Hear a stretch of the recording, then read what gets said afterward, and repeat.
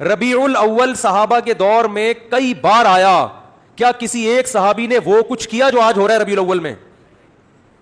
بولو نا بھائی. کسی صحابی نے کوئی کیک کاٹا یا نبی کی برتھ ڈے منائی؟ تو میں اب ربیع الاول کے حوالے سے کچھ باتیں آپ کی خدمت میں پیش کروں گا, اور میں ان پہ اپنے جو بھی قرآن و سنت کے دلائل ہیں وہ آپ کے سامنے رکھوں گا. کسی کی سمجھ میں آ جائیں ٹھیک ہے, نہیں آئے تو بھائی قیامت میں وہ خود اللہ کے سامنے جواب دے. آپ کہہ دیتے ہیں اللہ ہمارے پاس ان کے مفتی صاحب کے دلائل تھے, ان کے جوابات تھے, یہ جوابات ہیں, یہ پیش خدمت ہیں. اب میں آپ سے ایک سوال پوچھتا ہوں, مجھے ایک بات بتاؤ میرے بھائی.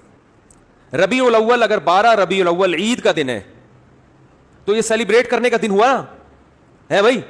ہم یہ دیکھتے ہیں, پہلی دلیل, صحابہ کرام میں ایک موضوع من گھڑت روایت بھی نہیں ملتی کہ 12 ربیع الاول یا نبی کی پیدائش کے دن کو کسی صحابی نے سیلیبریٹ کیا ہو. آپ کہہ سکتے ہیں کہ 14 اگست کو بھی تو ہم سیلیبریٹ کرتے ہیں. یاد رکھو 14 اگست کا مذہب سے براہ راست تعلق بولو نہیں ہے, اس کا مذہب سے تعلق نہیں ہے, جبکہ نبی کا دن منانے کا تعلق کس سے ہے؟ مذہب سے. اس کے لیے مذہب سے ثبوت چاہیے. حتیٰ کہ رسول اللہ صلی اللہ علیہ وسلم کی جو تاریخ ولادت ہے وہ بھی 12 بنتی نہیں ہے کسی حساب سے.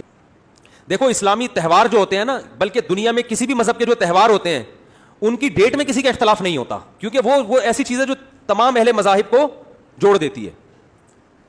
جیسے ہندو جو ہولی مناتے ہیں, جہاں بھی دنیا میں ہندو پایا جائے گا ایک ہی دن پہ منائے گا وہ ہولی.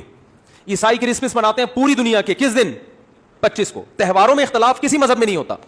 اگر 12 ربیع الاول تہوار ہے مسلمانوں کا تو اس کی تعیین میں اس قدر اختلاف ہے کہ آپ اگر کتابیں اٹھا کے دیکھو گے صحیح حدیث تو ایک بھی نہیں ملے گی. اب میں نمبر وار بتاتا ہوں آپ کو جلدی جلدی کہ کون کون سے دلائل ہیں جس سے پتا چلتا ہے کہ 12 ربیع الاول کوئی خوشی کا تہوار منانے کا دن نہیں ہے. نمبر وار دلائل. نمبر 1, صحابہ کرام میں ہمیں کوئی ضعیف روایت بھی نہیں ملتی کہ 12 ربیع الاول تو دور کی بات, پورے ربیع الاول میں کوئی انہوں نے الگ سے اس مہینے کو اہمیت دی ہو. اسلام میں 4 مہینے محترم ہیں, ان میں ربیع الاول کا نام نہیں آتا. بعض لوگ کہتے ہیں رسول اللہ صلی اللہ علیہ وسلم نے بھی اپنا یوم ولادت منایا ہے, اور آپ صلی اللہ علیہ وسلم پیر اور جمعرات کا روزہ رکھتے تھے. کسی نے پوچھا پیر کا روزہ کیوں رکھتے ہیں؟ آپ نے فرمایا میرا یوم ولادت ہے. پہلی بات یہ کہ اس سے تو پیر کا دن منانا ثابت ہوا, 12 ربیع الاول کا روزہ تو پھر بھی ثابت نہیں ہوتا نا. 12 تاریخ کو تو آپ نے کہیں بھی نہیں ملتا, بلکہ اسی حدیث سے اگر آپ دلیل پکڑتے ہیں تو اسی حدیث سے تو ثابت ہوتا ہے کہ پھر پیر کو مناؤ. 12 ربیع الاول کو پھر بھی منانا ثابت نہیں ہوتا, کہیں بھی نہیں ہے کہ 12 تاریخ کو نبی نے روزہ رکھا ہو. دوسری بات کہ پیر کو آپ صلی اللہ علیہ وسلم نے روزہ رکھا تو اس میں آپ نے اس کے تہوار ہونے کی اور نفی کر دی ہے, کیونکہ روزہ اور تہوار جمع نہیں ہوتے. روزہ رکھ کے آپ نے بتا دیا کہ اس دن کو سیلیبریٹ کرنے کا کہ تصور کو میں جڑ سے ختم کر رہا ہوں.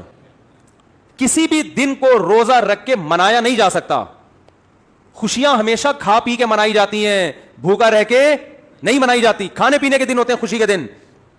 اب جو نبی کا سچا عاشق ہوگا وہ ربیع الاول کو خوشیاں نہیں منائے گا, بہت زیادہ کچھ کرے گا تو روزہ رکھ لے گا. ہم تو کہتے ہیں اس کے لیے بھی ثبوت چاہیے. اسلام میں جتنے تہوار ہیں وہ دن کی روشنی میں ہیں, راتوں کو بولو بھائی نہیں. رات کو تہوار منانا یہ یہود و نصارہ کا کلچر ہے, جبکہ ربیع الاول دن میں زیادہ منایا جاتا ہے یا رات میں؟ رات میں, کیونکہ چراغاں کرنا ہے اور چراغاں دن میں ہوتا ہی نہیں. تو اسلام میں جتنے تہوار ہیں کب ہیں؟ دن کی روشنی میں. تو پتہ چلا اسلام کے تہواروں میں چراغاں ہے ہی نہیں. تو یہ بھی خود ایک اس بات کی دلیل ہے کہ یہ تہوار جس طریقے سے منایا جا رہا ہے وہ اسلام کے مزاج کے بھی کیا ہے, بالکل اپوزٹ ہے.